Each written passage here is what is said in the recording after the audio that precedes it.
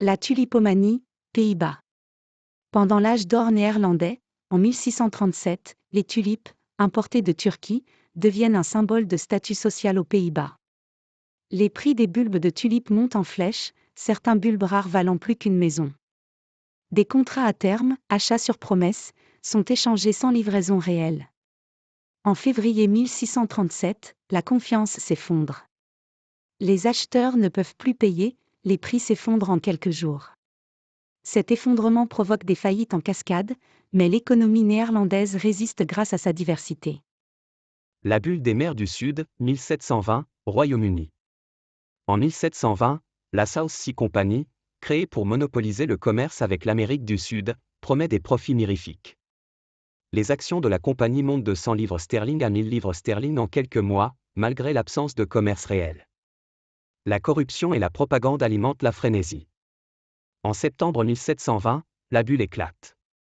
Des milliers de petits investisseurs sont ruinés. Il s'ensuit une crise financière majeure, une perte de confiance dans les marchés, et l'adoption de lois pour réguler les sociétés par actions. La bulle des chemins de fer, année 1840, Royaume-Uni. Au milieu du XIXe siècle, la révolution industrielle rend les chemins de fer très attractifs. Des centaines de compagnies ferroviaires sont créées. Les actions des compagnies montent sans contrôle, même pour des projets irréalistes ou frauduleux. En 1847, la bulle éclate soudain. Des milliers d'investisseurs perdent tout. Cet effondrement déclenche des faillites massives, mais le réseau ferroviaire britannique se développe malgré tout, posant les bases de l'économie moderne. Le krach de 1929, États-Unis. Les années 1920 voient une spéculation effrénée sur les actions, alimentée par le crédit facile.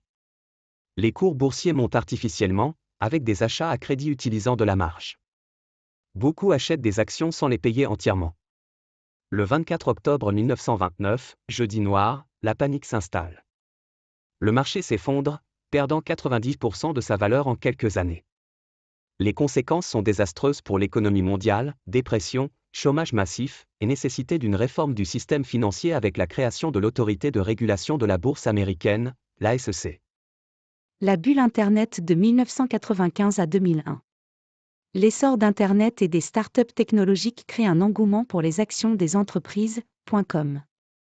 Les valorisations explosent, même pour des entreprises sans profit ni modèle économique viable. Les multiples de prix sur résultats s'envolent à des niveaux jamais vus dans l'histoire. En 2000 et 2001, la bulle éclate. Le Nasdaq perd 78% de sa valeur. Cet effondrement provoque des faillites massives, mais des géants comme Amazon et Google parviennent à survivre à cette crise.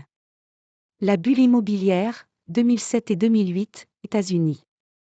Les prêts hypothécaires à risque, subprimes, sont massivement accordés, puis titrisés et revendus. Les prix de l'immobilier montent artificiellement, alimentés par la dette. En 2007 et 2008, les défauts de paiement s'accumulent. Lehman Brothers fait faillite en septembre 2008. Cet effondrement entraîne une crise financière mondiale, nécessite des sauvetages bancaires, et entretient une récession économique dans le monde. La bulle des crypto-monnaies de 2017 à 2022. L'essor du Bitcoin et des crypto-monnaies attire les spéculateurs, avec des promesses de gains rapides. Les prix montent de manière parabolique, Bitcoin jusqu'à 69 000 $ en 2021, alimenté par la FOMO, en français peur de rater une opportunité. En 2022, le marché s'effondre, moins 70% pour le Bitcoin, avec des faillites en cascade, exemple, FTX. Ces événements vont rendre nécessaire une régulation accrue, entraînent une perte de confiance, momentanée, mais on note la survie de l'écosystème crypto pour le moment.